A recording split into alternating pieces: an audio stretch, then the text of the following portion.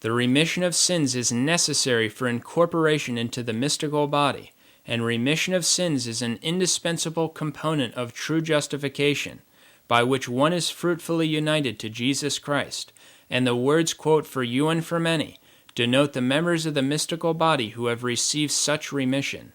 Thus we can see that the words "for you and for many unto the remission of sins" are the words in the form of consecration, which signify the union of the faithful with Christ, the union of the mystical body of Christ, which is the grace proper to the sacrament of the Eucharist. Now if we look to the Novus Ordo form of consecration, do we find the mystical body, the union of the faithful with Christ, the grace proper to the sacrament of the Eucharist signified? Remember, the form must signify the mystical body in order for it to be valid.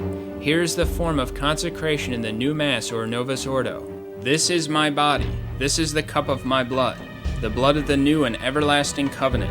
It will be shed for you and for all, so that sins may be forgiven."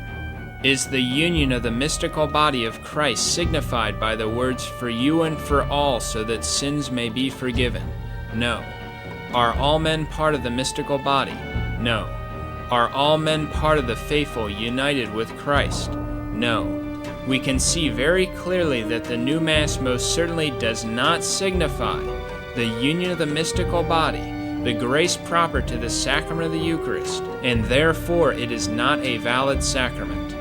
Pope Leo XIII, Apostolicae Curiae, 1896, quote, "That form cannot be considered apt or sufficient for a sacrament, which omits that which it must essentially signify. One does not have to say anything more. The new Mass is not valid. The new Mass is evil because it claims to be the real Mass and is not